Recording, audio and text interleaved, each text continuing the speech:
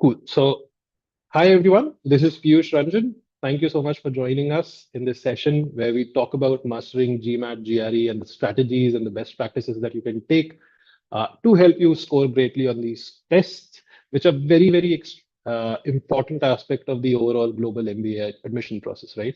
And we are doing this in conjunction with Your MBA Advisor, yourmbaadvisor.com. It's a platform where you can find uh, really great GMAT and GRE tutors. You can find some reviews about them. You can read their services, and then you can connect with them if you require any help. You can connect with them later separately to sort of work on your test prep. At the same time, you also find a lot of blogs on how to sort of prepare for GMAT, for GRE, get insights about the different sections. And we are still building it up. So if you have any suggestions, please feel free to sort of share with us. Today, joining me in the session are three wonderful panelists. We have Pankaj Arora. He's a GMAT expert coach with Quants and DI. We also have Akanksha Singh.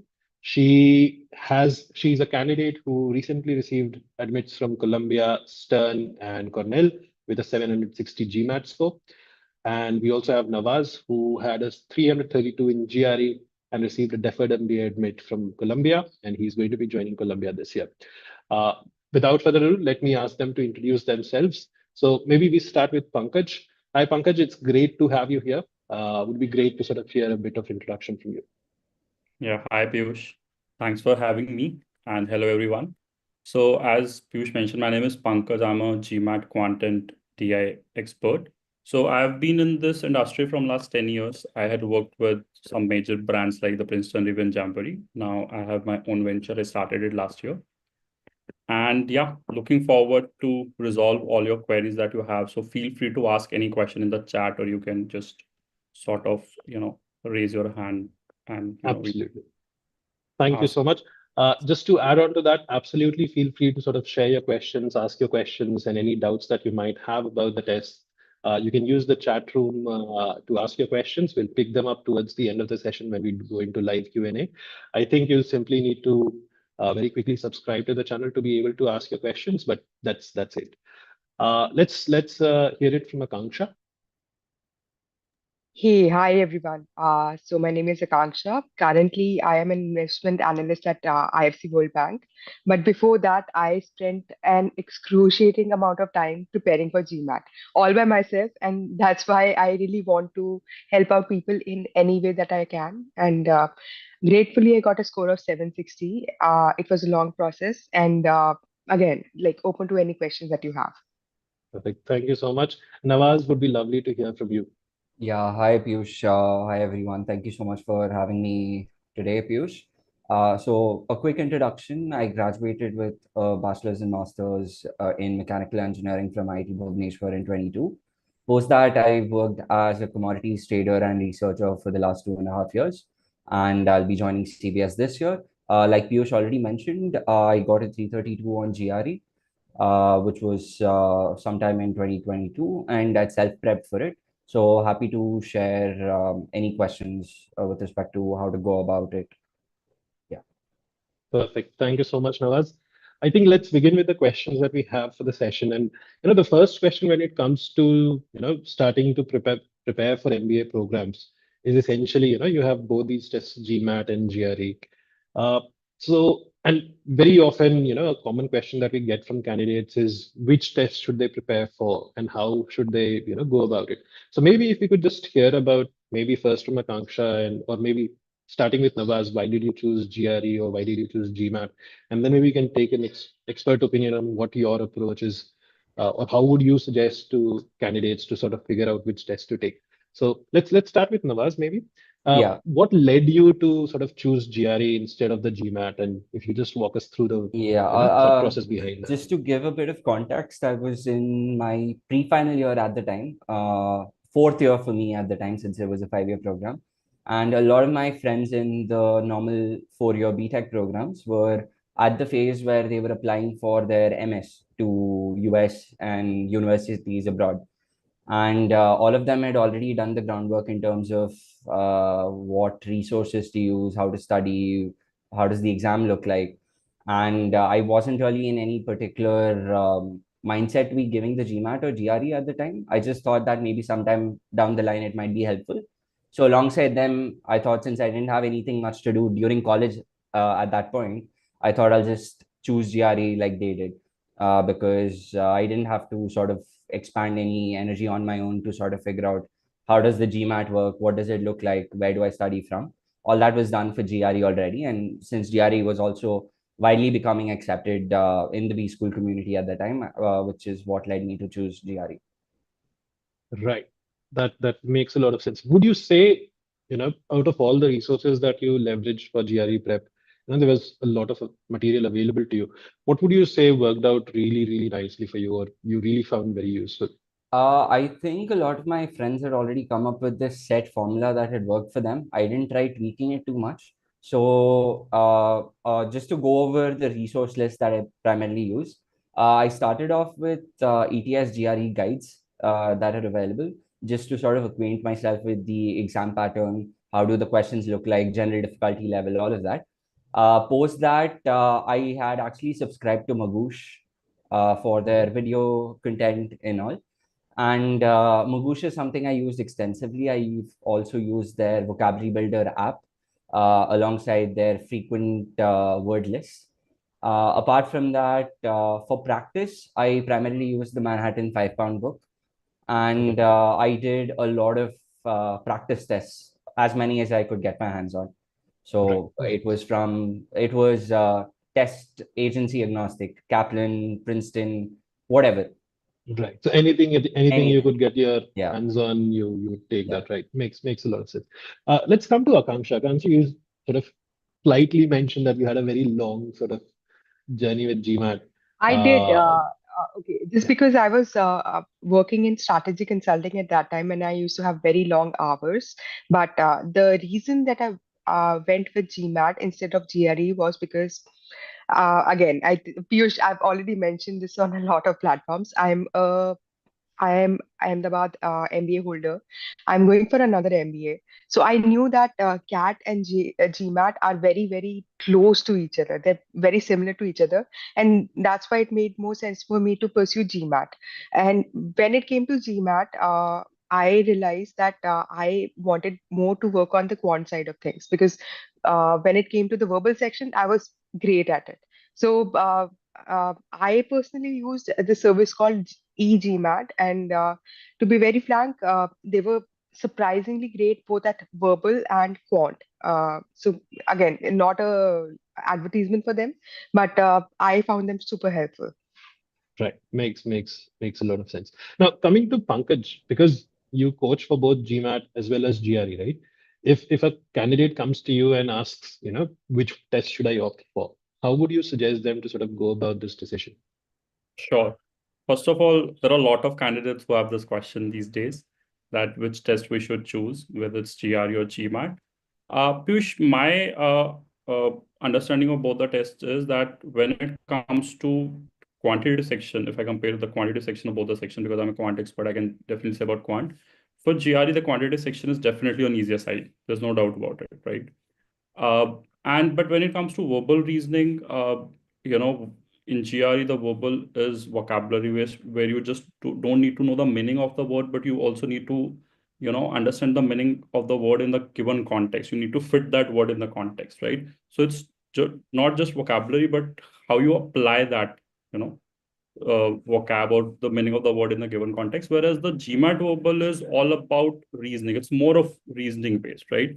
Even if you are not very good at vocabulary, but you're superb at reasoning, you are good at thinking through words, through the English language. So then I think GMAT verbal is a better option, and it's very subjective. I have seen people who are very good at GMAT verbal but not very good at GRE verbal, or the vice versa. If you know that you are good at vocabulary, go for GRE. If you're good at reasoning, go for GMAT. But if you have slight confusion, if you have just 1% confusion, take a mock test for both of them. That's my Yeah. suggestion to everyone, and then decide.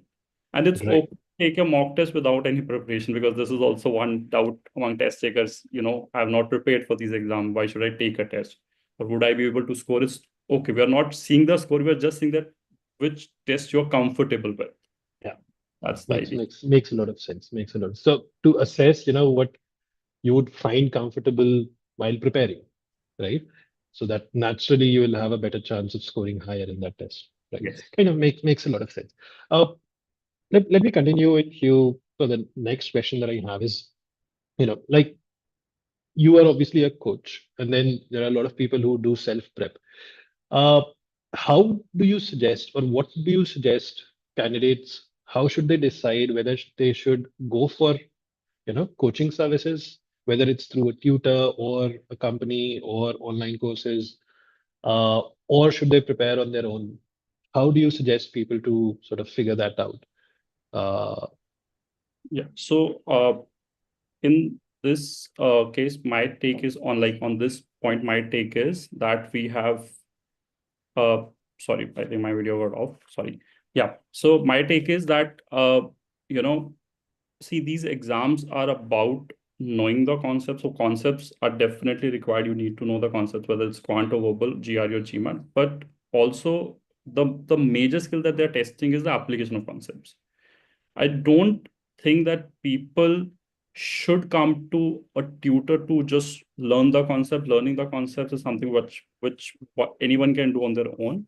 If you're not able to applying those concepts in the question and you're really struggling with that, then yes, you can definitely, you know, talk to a tutor or take, sessions if required. Also, I would also like to add one more point here.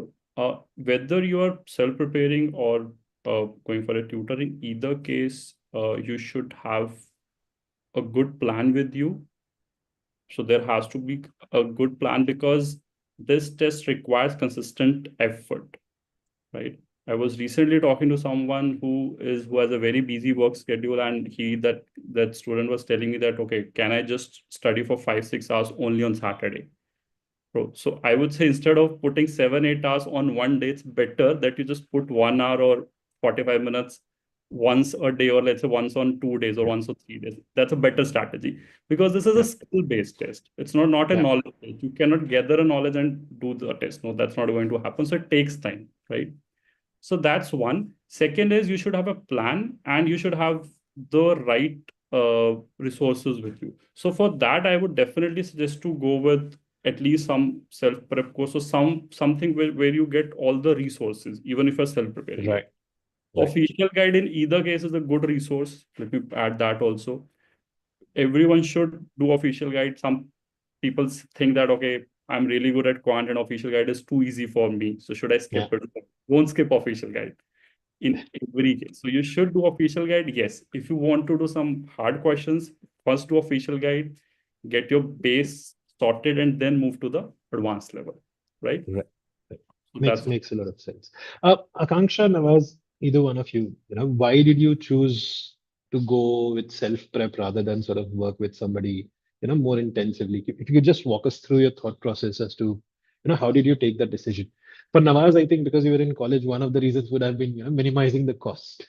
Yeah, cost would have definitely been one part of it, and I was already in that exam wala mindset Yeah, in college, so it wasn't a lot of difficulty for me to sort of just get started with GRE prep on my own also, and it did look like initially I'd be able to handle things on my own. The Mongoose videos were pretty self-explanatory and helpful, and always had my friends around a couple of steps over to sort of clarify any doubts. So I didn't, at the point at least, feel the need for a coach. But right, again, like Pankaj had mentioned, there are finer points I think which a coach or a tutor would bring forth, because after listening to Pankaj's definition of the difference between GMAT versus GRE, I now feel that maybe GMAT would have been a better exam option considering nature. But GRE Uh, worked out, so I can't the, complain. the ship has sailed for you.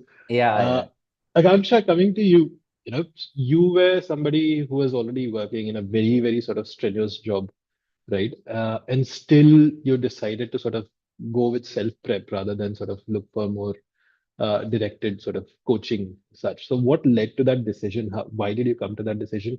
And Also, to sort of expand on that question a bit, how did you go about sort of managing your test prep alongside work? Because this is a major issue area for a lot of candidates, because everybody is working and they have to find time for GMAT prep.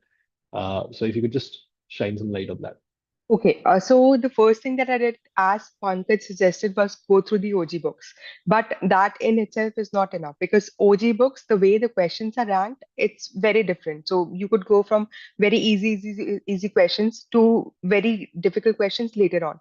But the way that the test is actually structured, it tries to rank you on your difficulty level. So if you answer one question right, next question is going to be more difficult. The next one is going to be even more difficult. So this is something that you need to practice, not just going through the questions, but this habit in itself as well. And as Pankaj suggested, it's very important to devote a little bit of time every day. So it's not like you'll spend 5 6 hours over the weekends on Saturday and Sunday and you'll be fine. That's not how things go. You absolutely have to spend at least an hour every day to be able to get that skill. Like, it's almost like a visceral sort of a skill, and you don't get that unless you're actually putting in that sort of the time every single day. Uh, right, that makes a lot of sense. So just to sort of build upon that question a bit more, how did you sort of build up your strategy while preparing for the test? Because as I said, Yeah. you were working full time, and that leaves you with very little time to sort of actually devote to something else apart from work. Okay, so in my case, I'll be very cocky about one thing. My verbal skills are next level, in the sense that I barely ever had to prepare anything. It's all because of like all the novels that I've read over the years. So I knew that I had to get the hang of the logical part of things. Again, as Pankaj said, that it's not just about vocabulary or how fine your like grammar is. It's about finding the right balance between what the questions actually are asking for. It's all logical. It's not verbal at all. So that took a little bit of getting used to. But more of my time I spent on the quant based part, because I was fine with quant, but I used to usually struggle with the speed part of it. Like, I would solve the question, but I would take double the time of double the time that people normally should be taking. So I was just like being very. I used to be very like curious about the question. Like, okay, this is how we can solve it. That is how we can solve it, and eventually I would solve it. But that just meant that I was losing a lot on the time, and this is where practicing every day came in very handy, because that helps you build up the speed as well. Right. So if Johnny bought 5 watermelons, you were wondering about why did he buy 5 watermelons instead of Very much. solving the question. That's very much the Right. case. Right. Makes sense. Yeah. Uh, Pankaj, coming to you, how would you suggest, or how do you suggest candidates to build up their test prep strategy, especially candidates who are working and who are not currently in the student sort of phase? Uh, any particular strategies that you suggest how they should go about their preparation? Sure. If someone is a working professional, if I talk about that first, so managing your GMAT prep along with work is a skill in itself, to be honest, right? So for that, I would suggest to, again, spend some time every day on the preparation. And I will tell you the reason behind it. We need to understand that this is a skill-based test. And like any physical skill, mental skill requires daily practice. So I always relate it with any life physical skill. For example, if I really want to learn how to swim, right? It's not that I'm going to just learn for 8 hours every day, 8 hours a day, and then I will be able to learn, right? If I know the rules, if I know, how should be my movements of the body when I'm swimming, that's one. So knowing the rules is one. Second is applying it, right? So you should know how to apply it, and this application takes time. So those who are working, if you cannot spend a lot of time on weekdays, try to get at least 30 to 45 minutes at least from your schedule, and make it a daily habit, like everything. For example, when I talk to a person, they say that I go to gym every day, but I don't get time for study. So it's fine. If you're going to gym every day, it's fine. But if you're going to gym every day because you know the importance of it, right? It's similar like that. If you know that doing daily practice actually makes the difference, then do daily practice. So that's for working people. People who are studying in their pre-final year, final year, right, or in any at any time of their course, I think for them it's easier for sure. That's what I've realized, right? They already in the zone of studying and they also have time. But for them also, my one suggestion is that they should not consider it as a college exam, or as just another exam. That's also one thing, because again they think that okay, in college we generally study 7 days or 15 days before the exam. This is what we do, especially this is what I did. I remember my engineering days, right? So this is what we do. So they think the same when it comes to GMAT, right? So in GMAT, they think that, okay, I'm not getting time, or let's not take it seriously and we'll study when the exam is near. Not a good strategy. So it's Right. same for both of them. Be consistent, much more important. Makes sense. Before I come to Nawaz, maybe one question I have is, uh, how much time would you suggest candidates to, in general, plan out for, right, when it comes to GMAT or GRE test? Uh, would you suggest them, 2 months is enough, or 3 months is enough, or any particular time period that you suggest that candidates should definitely have in hand, if they want to sort of get their scores?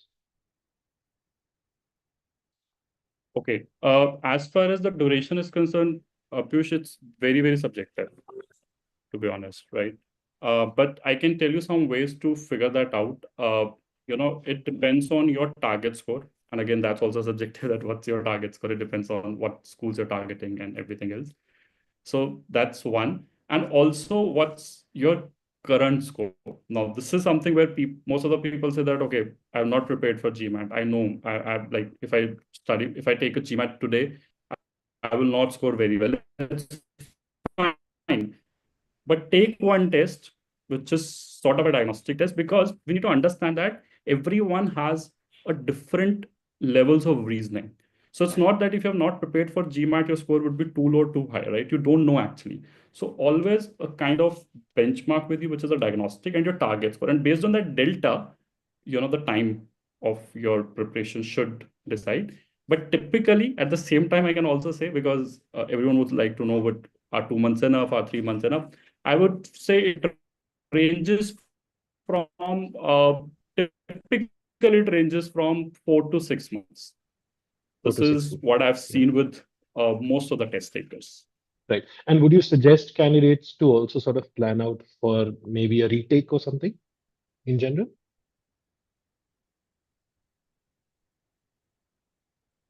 I don't suggest anyone to think of retaking or plan of retaking in advance, right? But Hmm. yes, if you are done with your first attempt, right, and you yourself feel that this is not your best potential, then plan for retake. Because at the same time, sometimes we know that, okay, I also know people that have taken the exam 2 or 3 times already, and they know that this is their best attempt, but they want to listen it from someone else Yeah. sometimes, right? So it's better to know and don't compare it with someone else. That's also not a good idea, right? If Right. you have taken the exam 2, 3 times, and if you know that you have prepared to best of your ability, this is the best you have taken your best shot, and this is your score, then accept that score and plan your journey ahead accordingly. That's my Right. suggestion, Makes because a lot I'm of sure sense. you can also relate, like I'm sure you can also answer this thing, that people sometimes feel that GMAT is everything when it comes to B-school journey, but it's not everything. It's a part of Yes, absolutely. journey. And I think we have more than enough examples here itself to sort of corroborate all that. Nawaz, coming to you, because you did the prep while you were in college. So do tell us about whether it was, you found it easier a bit compared to if you think you would have to do it now. Uh, and at the same time, how much time did it take you? How did you sort of strategize with the test prep, in terms of timelines, or in terms of how you went about the entire thing? All right. The first question was if I would find it more difficult or easier if I were to do it now, right? I'd Yeah. say it's definitely significantly easier when you're in college. And since the test has a validity of 5 years, if you have any inkling that, in the next couple of years you might be applying, always good to give it and finish it off during college so that you don't have the headache while you're working, because it does get pretty challenging if you have to juggle that prep alongside work. So since I was in college, it was pretty easier on that front, that I could dedicate more time more easily. And the way I went about it is that I don't know why I came up with, most of my friends were spending, I guess, about a month and a half, 2 months, 1 month for some. And I thought, okay, itna hi dena hai, I don't want to spend more than that. I think I had prior commitments coming up or internships or whatnot. So I thought we'll finish it off in this time. And I got the books, I got the resources, but I didn't do anything for a couple of weeks. And my deadline was approaching. So I just went and booked the test without sort of starting with any prep. I think this is a bit of a counterintuitive approach, but I'd say that if you have your test booked out, you have no choice but to study. So in one way, it was helpful, and I knew that I couldn't. I primarily focused on sort of hitting my scores in one attempt because, again, college, lack of funds. So you have to get it right. So I spent a couple of hours every day on the resources I curated. To start off with, I just gave a test without knowing anything about the pattern, nothing, just a blind test, got a benchmark score, tried figuring out what a good score would be. People said anything above 330 is decent. I said, okay. I actually hadn't done any B school review at the time, I think. And I spent a couple of hours every day for about a month and a half. Gave the test and I got a 332, which was good enough to me, and I didn't want to retake it after that. Did you have any particular target score that you wanted to achieve, or was it just like 330 plus anything and you'll be happy? 330 plus anything was supposed to be good, so I just went with that. Right. And yeah. Right. Makes a lot of sense. Uh, you talked about, I think you kind of uh, naturally you touched upon everything what Pankaj and Akanksha Yeah, sort of yeah, mentioned, right? That you started with a diagnostic test, a yeah, blind diagnostic, yeah, found out where you stood and then where you wanted to go, and then you yeah, just consistency every day, 2 hours, right? I think everything that they touched upon yeah. kind of have validated with your own journey. Yeah. One more thing I'd like to add is, so after the diagnostic test, I mean, before the diagnostic test itself, I had a fair idea that my quant was significantly more stronger than my verbal. And after the diagnostic test, also GRE math is extremely easy, relatively speaking, but there is still a lot of scope for you to make extremely silly mistakes.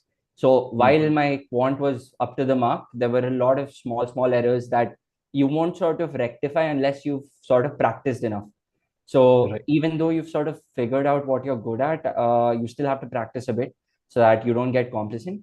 And once I figured out that, quant is significantly stronger, I sort of spent proportionate amount of times towards verbal to sort of cover that up, because that was where I was lacking. And Right.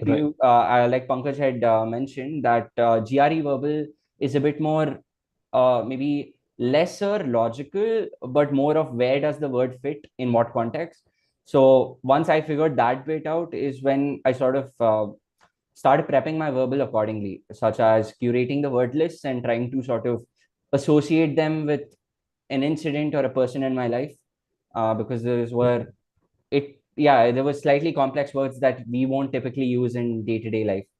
So trying to do So things like this my is, my yeah, my next question was essentially about this, right? So you figure out that, verbal was the weaker yeah. area for you.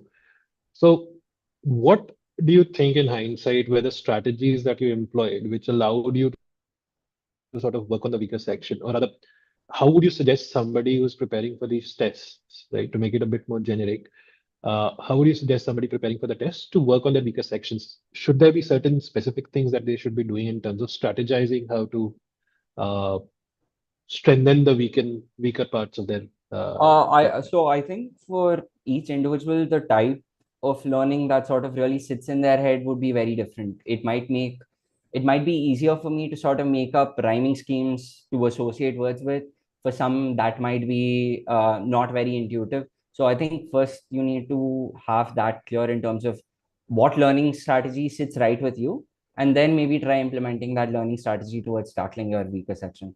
But the main component would still be practicing as much as you can, Right. and timed practice, if I may. Right. Makes a lot of sense. Akanksha, what worked out for you for quants, right? Because you said that verbal was not an issue for you, but quants was. So Quants, anything in particular that stood out for you in terms of building up your strength in quants? so again, eGMAT is not something I'm promoting right now because there are a lot of different platforms. But what really helped was when I started preparing initially. So I gave the test two times. The first time I got a score of 740. The second time I got a score of 760. When I got a score of 740, I was essentially just studying from the books itself. And it's very easy to just, solve the questions in the book. I never found any difficulty in the concepts. I knew all the formulas. My problem has always been my timing because I would take, I think I've already mentioned that. So I would take forever to solve a question and then feel proud of myself that, you know what, I solved it. Uh, as Nawaz actually mentioned, this has to be a time practice. And this is what EGMAT actually helped me out with because I wasn't just solving questions, I was solving questions in graded levels of difficulty, and I was doing that in a very time bound manner. So that Mm, definitely helped me a lot. right. Makes a lot of sense. Pankaj, anything in particular that you suggest candidates to, how they could strengthen their weaker areas? I think we have some sort of a connection issue. Maybe we'll just wait for Pankaj a bit. In the meanwhile, let's continue with Nawaz and Akanksha. So, what would you say for? Piyush, I Yeah, really want to add something. So yeah, at least absolutely. I'm not very familiar with GRE, but when it comes to GMAT, it's less about the vocabulary that you have, but more about the sentence structures. Because when you actually join a course, they'll talk about subject-verb agreement and they'll talk about very specific things, and it has absolutely nothing to do with the vocabulary itself. Like you'll get to know what some certain words mean by the difficulty level just from the context of reading the what reading comprehension Hmm. passes. But what actually matters is what are they actually talking about, how are they actually linked, and this is something that you really need to focus on. This is the what Pankaj meant when he said that GMAT verbal is very much It's a very logic logical based. test. Yeah, yeah, Yeah, yeah. yeah. No, makes a lot of sense. So, Pankaj, coming back to you, what when it comes to working on the weaker areas, are there any particular strategies or aspects that you suggest your candidates to sort of take care of or work on? Sure. Piyush, yes, definitely. Because the these tests are just not testing you on your let's say quant and verbal knowledge, but they're also testing you on how good are you taking a test, your test taking skill. So once let's say a person does all the classes, does all the learn all the concepts, and when they start testing themselves in a timed test, then I would highly recommend everyone to make an error log. Really, really helpful. Error log is simply a document you can create on your own. There's no fixed template for that. You can just write down the question that you got wrong and write down the reason. Why do you think you got it wrong? And the reason could be any. The reason could be you got the starting point, but you did not able to solve the question. You did not understand the question. You did not remember the formula, which is a conceptual error, right? You did not get enough time. Could be any, but mention the reason. So mention the reason for every question that you got wrong. I always suggest one more thing when you're analyzing your test, whether it's a timed sectional or a timed full length. We always look at the question which we got wrong, which is true. You should look at those questions, but I always say that you should also look at the questions which you got right but spent a lot of time, which is also a red flag. I always say that Yeah, because it makes means makes a lot of you're sense. Yeah, taking too much time in a question, although you got it right. Because of that, you're not getting enough time for remaining questions. So this is also a problem, right? So yeah. this is big, big red flag for me. I always say this. So analyze your timed sectional or timed full length test, make an error log, work on your mistake, and then take another test. This is also very common, Piyush, in I think any test taking scenario, people think that the more tests we take, the better score we get. No, not doesn't work like this. I get a lot of people who say that okay, for the last 15 days, I will take one test every day. I was like, wow, why do you need to take 15 tests? Not helpful. Take a test, analyze the test, work on your mistakes, and if you feel that you have done something now so that you will see improvement, take another. And there has to be some improvement. It's a step by step improvement, right? I have hardly seen a person who hits his target score in the very first mock test. Never going to happen. Hardly it happens, right? But once you are in testing phase, analyze your test and see the improvement step by step.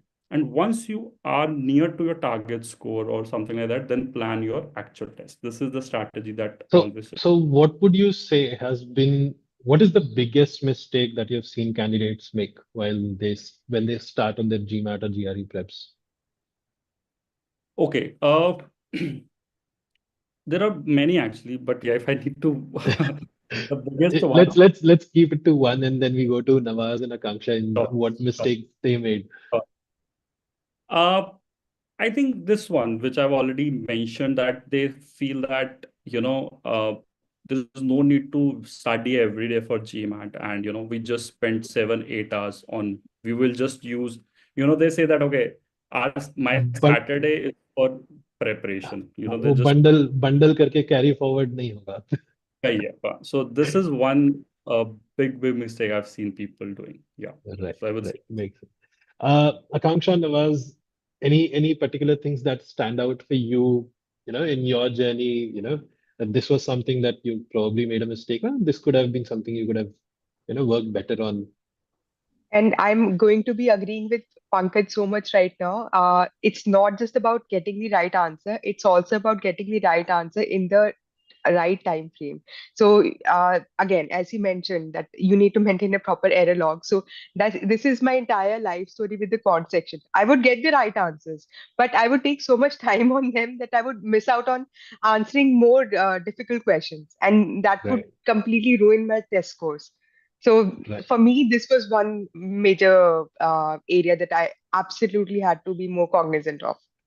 Makes a lot of sense. Nawaz, anything? In terms of errors, again, like I said, while my quant was good, a lot of times in the practice tests, it did come up that there were some very small errors that were slipping by. So even though my quant was good, I did take out the time to spend a bit more time than what I was anticipating on it to rectify those. And coming to the another issue was that while I gave the time tests, I was only interested in giving the quant and verbal sections. I was a little too lazy in terms of sitting and writing down the essay in the timed part. So I used to always skip the essay, thinking that, you know what, we'll take one or two just before the exam, and I should have decent vocabulary by then, and I can form sentences. It's no big deal. But again, the sort of sentences and the structures in which you need to write are different from what we would typically use, maybe, or much more refined, to put it in a way. So that is one part where I didn't spend the requisite amount of time, and I think I got a 4 on the analytical writing part, which wasn't great. So Right, again, it boiled down to not sort of spending enough time on it. right. Now let me come to a very, very interesting question. So Akanksha, I'll put this question to you first because so you took your test, you got a 740, and then you decided to retake and then end up getting a 760, right? So how do you define what is a good test score, right? Why did you feel the need कि 740 के बाद भी you need to retake the test and get a 760 or so? So in my personal case, I knew I would be competing with people from India and China, and I would be competing with engineers who would like score out of the world when it came to at least the verbal, not the verbal, but the quant section. And in addition to that, I knew that my academics hadn't been that great. So for me to show my competence, getting a very, very high GMAT score was very essential for me. So again, so it's very subjective, but at least I'm explaining my case. I knew that I had to get a very high score. There was no Right. going about. And I think the same engineer logic also applies to Nawaz, right? So Pankaj, let me go to you. What would you, what is your take on, how do you define a good score for a candidate? Piyush, as I said, good score is very subjective because it depends on the schools that you're targeting to, right? And I've actually seen, for example, there is a school. I'm just giving an example. There is a school called EDIC Business School in Spain, right? I was looking at their class profile. So their average GMAT score is close to 635, right? Which is much lower than a US business school if you look at, let's say, top 20 US business schools, right? So it depends on the school that you're targeting to. And yes, as Akanksha mentioned, that if you are in a overrepresented category, if you're from India, if you're from engineering background, then yes, you need to target higher than the average GMAT score of their class, the class of that particular school. Not Right. average GMAT globally, but average GMAT of that particular school. So Right. that's my so I would say this, that first sort out or figure out your target schools, right? Right. It's not that you have to you have to just shortlist one or two. Just you can at least shortlist as many schools as you want. You can apply to some of them later on. That's something else. But when it comes to finding what should be a target score, I think you should have the schools list in your mind, right? And then you Right. can start the preparation accordingly, and you can find the target score based on the school's average GMAT score. Right. I think two more questions before we sort of open for live questions. Uh, you know, Taking the test in itself is a very, very anxiety-ridden process, right? I've had so many candidates who have been preparing for GMAT. They've been getting GMAT or GRE, and they've been getting great scores in the mocks. They're scoring 700 plus in the mocks consistently. Then they go to the test day and they end up with a 650, right? So there's a huge component of managing that stress and anxiety on exam day. Uh, any particular suggestions or tips that you have on how students can better manage that anxiety on test day or even before that, right? So maybe let's start with Pankaj and then we go to personal experiences from Akanksha and Nawaz. Yeah, sure. Let's talk about before the test day first, Piyush. I always suggest every test taker to not take any new test or solve any question a couple of days before, right? This is again a very common thought process among Indians specifically, that okay, we have to study one day before the test. How can I chill one day before the test? But this is again a skill based test. You are not going to get better on your skill a day or couple of days, in fact, a 1 week before that. I'm not saying that you should not study 1 week before. You should just revise the concepts, especially in quant. Just revise the formulas and properties, right? Because the more you revise it near the test, there is a there's a great chance that you don't forget it. That's it. But Right. don't try any new question, don't take any new test, because for some reason, if you're not going to uh, get a good score in a test near your exam day, then you are definitely going to get demotivated. And you Right. don't need to, actually, based on just one test score. So don't take, eat well, sleep well, very basic things, because most of the people say that, okay, we have to study a night before the exam. Doesn't work in GMAT. So, right. So these small things needs to be taken care of. That's one. And for some reason, if you don't hit your target score, if your score is too low, right? If your score is lower than the target score, how to manage post-test anxiety? First of all, I always say that don't analyze things after the test. Take a couple of days break, right? Let's that feeling sink in. And then, now the good thing with the GMAT is that you don't need to request for any additional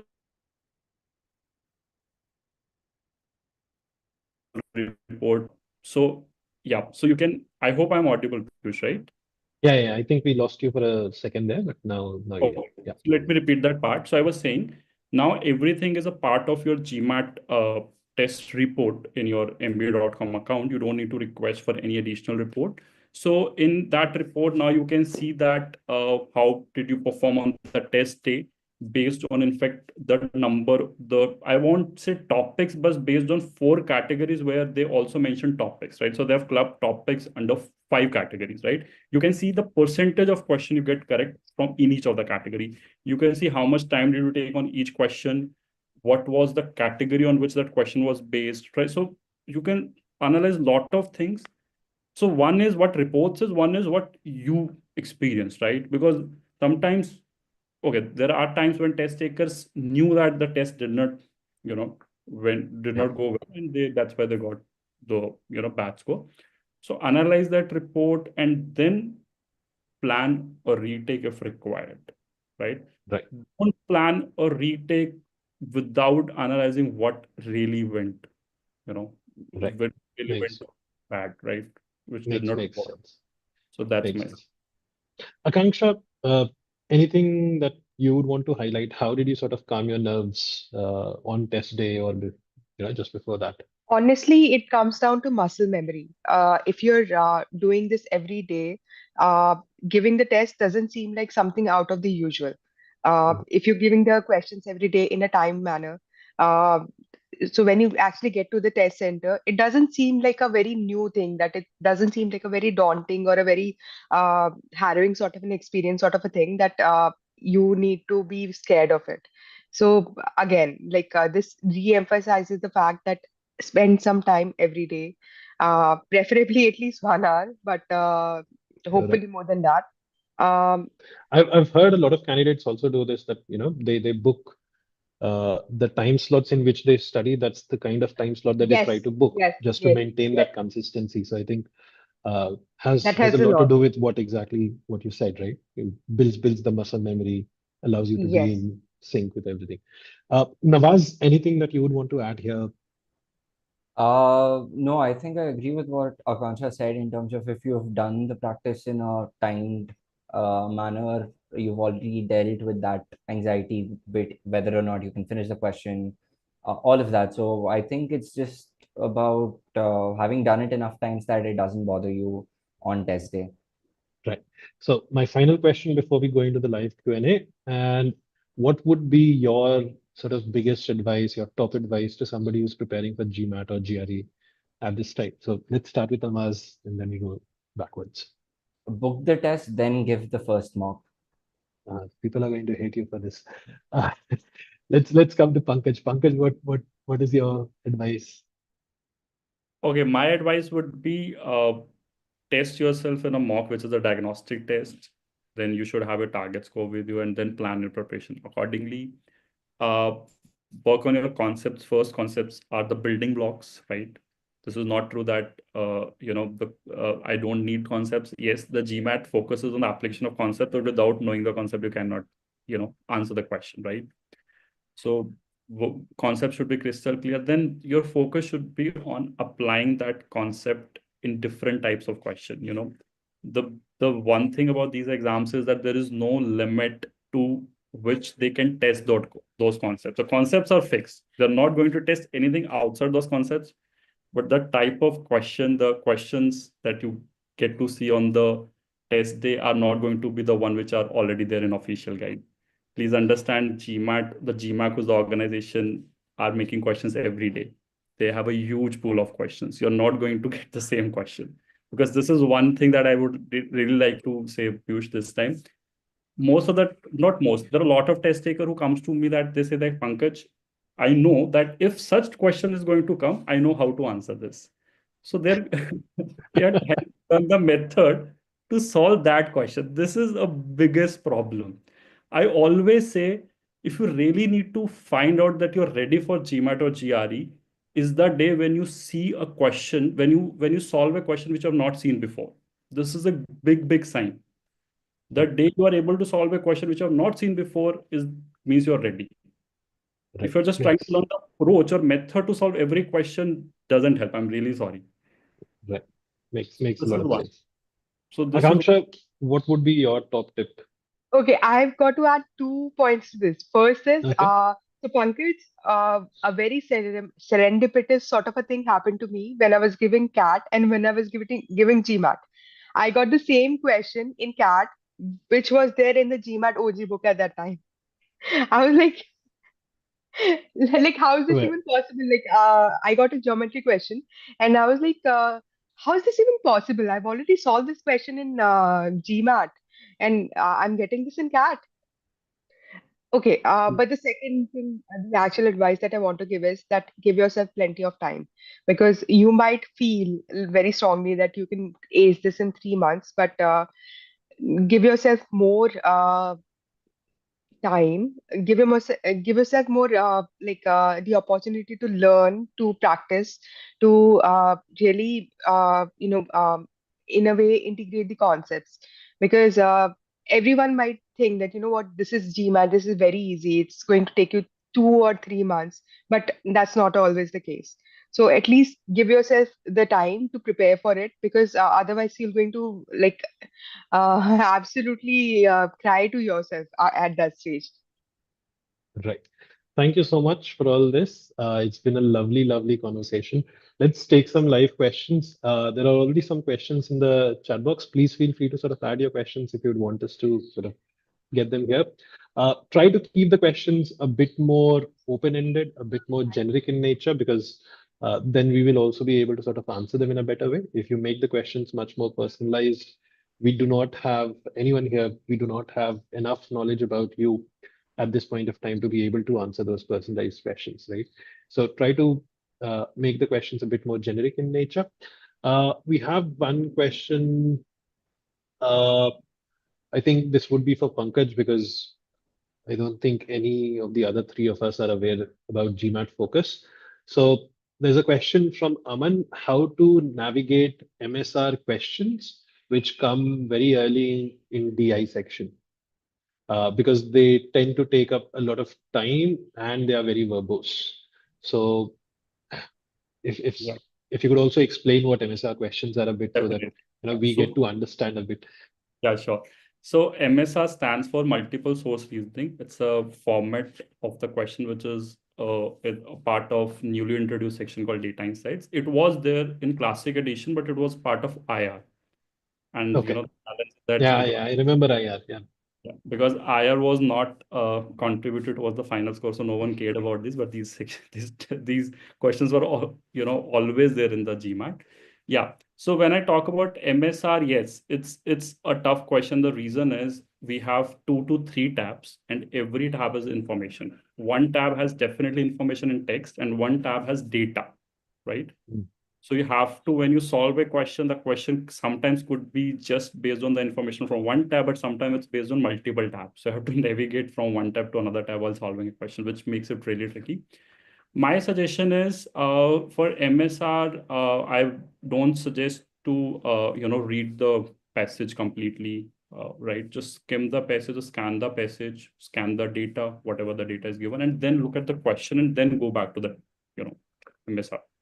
So this is how you can, work on your time management when it comes to MSR, because yes, MSR takes time. And guys, please understand, uh, for example, let's talk about Quant, for example. In Quant, we have 21 questions, 45 minutes, right? So we have more than 2 minutes per question, slightly more than 2 minutes per question. The same applies to, DI and verbal. Average time per question. So average time per question does not mean that the question needs to be solved in that time. This is a big, myth among test taker, right? Because some questions are easy at the same time, some questions are on harder level, right? So it's an average time. So if in MSR you're taking more time, it's okay, because MSR on an average takes more time, but you have to compensate for that more time by taking lesser time in easier questions, right? Yeah. I'm not saying that MSR doesn't have easier questions, but most of the time MSR in itself is a tougher format, right? So that's, for Right. example, tables on the other hand, which is also another format, takes lesser time. Data sufficiency, if you're really good at DS, if you have actually, you know, got the format correct and you know about data sufficiency, then you can spend lesser time on that and use that time to do MSR. But yes, for MSR, my suggestion is scan and skim the paragraph, scan the data and everything, and go to the question and then go back to the data. Right. Makes a lot of sense. There's a lot of demand for Nawaz. Hi Nawaz, how did you prep for GRE and which resources did you use? We also have other questions on GRE. So maybe Nawaz, if you could just recapitulate a bit, which Yeah. resources did you leverage and what worked out best for you? All right, so I'll start off with the first resource that I used was the ETS guidebooks, official guidebooks that you have. So I went through them first. Didn't take too long just to get a sense in terms of your exam pattern, the type of questions, difficulty of questions, all of that. So that was the first starting point. Post that, for practice tests, I used all resources. It was provider agnostic. I used Kaplan practice test. I used Princeton review practice test. For my actual studying part, for concepts, what I did is I stuck to one source for concepts. I could solve questions from multiple sources. That was all right, but I didn't want to jumble up my concept learning. That I pick one concept from one service provider, another from another. So I stuck to Magoosh. I bought in a subscription. I think 1 month or uh, I think this might have been the reason why I was in a hurry to finish my GRE in a month because my subscription was ending. So I used Magoosh for learning the concepts. I used Magoosh Vocabulary Builder app to sort of improve my vocab because they have flashcards and all in an app form. That makes it a bit easier to sort of remember. And you also had Magoosh word list. So apart from these, I use the Manhattan 5 pound book for practice questions. I think this extensively covers all the resources that I sort of used. Right. Pankaj, because you're obviously involved in this day in, day out, any particular resources that you would want to suggest for GRE or as well as for GMAT, maybe? Okay. As I said, official guide is a must uh, resource, must use resource for both the exams. The reason is very simple. Those, as the official guide itself says, that they have the actual GMAT and GRE question respectively, so it comes with a lot of credibility, right? So that's one. Apart from that, you know, uh, okay, gmatclub.com is a website which is very famous among test takers. So, because that's one stop shop for everything. That's the best part. You have GMAT GMAT Club is the church, such. temple, gurudwara, mosque, everything that you want, you know, for The GMAT questions prep. are actually more difficult, but in the best way possible. Yeah, and Buenel is the god of GMAT Club. That's true. So the best part is you can filter out the question, you can sort out the question based on the topic, difficulty, everything is available there, right? Based on the source of the question, right? Whether it's from official guide, non-official guide, Manhattan, Kaplan, whatever name you pick, all the questions are there. So that's one thing, right? But yeah, one thing about GMAT Club is I please use it very it's a with a big caution, I would say. Because it's a public platform, guys, you need to understand everyone can put their explanation there. And sometimes explanations are very misleading and wrong sometimes also. So be careful with that, right? Yeah. Because I want you to use it in a favor, but sometimes people, get so frustrated with the explanation that they don't use it. So just follow some, there are a lot of test prep trainers also there, and you can always find them. Just follow them, follow their explanations, so that it would be great. And similar to GMAT Club, there is a GRE Prep Club also, which is not that famous, but it's a similar to GMAT Club, and you can find out questions there. Another resource that I mentioned, which Nawaz also mentioned, there is a Manhattan book called GRE 5LB book. It's very famous in the market. It's by the name of GRE 5LB.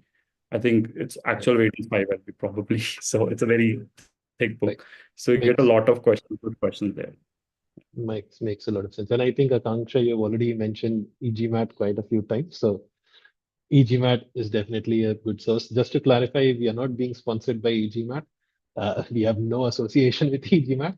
It's just they do have a good course, so there's no need for us to not share their name, when they're doing good work. We have one more question, a bit more in detail. What kind of prep strategy would you suggest for GRE if somebody has already completed the concepts? So maybe Pankaj, do you want to take this? So, um, as I said, knowing the concepts will not do the job, unfortunately. Knowing the concepts is just one part. Let me give you an example. For example, in geometry, in GRE, geometry is still there. GMAT has no geometry now. So geometry's area of triangle is half into base into height. Everyone knows that. It's a simple formula, right? But you're not going to get a question that this is a triangle, this is a base, this is height, find the area. You're not going to get this, right? So knowing the concept is not enough. But at the same time, if the question is based on area of triangle, and let's say base is not given, height is given, and for some reason you need to figure out base using your knowledge of maths. Let's say you figure out base, you have the height, but you don't remember the formula. Then also you're not going to get the answer. Getting my point? So knowing the formula is important, but it is not sufficient to get to the answer. So knowing the concepts is the building block. Then start working on applying those concepts in different types of questions. That's my suggestion. So first do it in untimed manner and see your accuracy and track everything. It's all about how good you know this test. Trust me. This is what I've realized after, being in the industry for 10 years almost. That because, people always come to me and say that, if I'm reading, if I'm, solving question on inequality, how it is going to help me in my MBA? They ask this question. What is the relevance of studying inequality's absolute value, right? I always say that it's all about how good you are to crack these exams, which is based on how good you understand these exams, right? They are checking do you know how to build a strategy? Do you know how to make a decision? It's always a decision making skills, all right? When you're solving a question in that test, there are a lot of times people spend too much time because they don't accept that, okay, I cannot move on. I should not move on to the next question. I have to answer this question, right? So this is one. So I would say concept building is one, then start applying the concepts in different types of questions. First, untimed, focus on accuracy, and then move to the time practice. This is also one important point. Don't try to uh, uh, be an expert, or don't try to work on accuracy and pacing at the same time. This is also a big problem, right? If you want to get the most question correct, but in the given time, you may not be able to manage both. First, focus on accuracy. That's my suggestion. So solve question in an untimed manner. Once you hit a very high accuracy, then start testing yourself in a timed manner, because time is an important factor. Right. Makes This is so how you much manage it. sense. And then start the test, full length test or Perfect. section. So I think one final question before we close the session, and that's for Akanksha. After IIM Ahmedabad, any particular reason you felt the need to do an MBA outside of India? Okay, so I wanted to do two big things. I wanted to change my profession. I absolutely loved strategy consulting and in India, but I wanted to do investments outside of India. So I tried doing that more organically, did not work out. And at that stage, I realized that an MBA from outside would be the perfect example of the way of going about it. And I'm not the only one. There's surprisingly a lot of people who have been doing this. So, for example, there was a colleague at IFC who initially went to IIM Ahmedabad, then she went to Wharton, and now she's running her own venture capital fund. I know another person who went to IIM Calcutta, then he went to Columbia, and now he is like a really uh, senior boss, big at McKinsey. So I'm not the only one. Right. Just to add to that list, one of my college seniors who we really looked up to at IIT he went to IIM Bangalore, uh, worked there for around 4 years, then went to Kellogg, and he's currently serving as a partner at McKinsey in their New York office. So absolutely, a lot of people go for a second MBA. It has been a lovely, lovely conversation. It's been lovely having you all here. And thank you so much for all these questions. I hope you guys enjoyed the session. I hope you had a nice time. And if you have any doubts, if you have any questions, feel free to reach out to any of the panelists here. You can reach out to us. You can also check out yourmbaadvisor.com, where you'll find Pankaj and other GMAT and GRE experts. You can check out some tips and strategies for GMAT and GRE as well. At the same time, if you're already done with your test and you're looking for help with your applications, feel free to reconnect with us. I'm the founder of Management Masters, which is a boutique MBA admissions consulting firm. And we have helped various candidates over the years. For instance, Akanksha, Nawaz, and various other candidates get into top M7 schools around the world. But it's been a lovely day. Thank you for joining us on a Sunday. It was great having you all here, and absolutely wish you the best.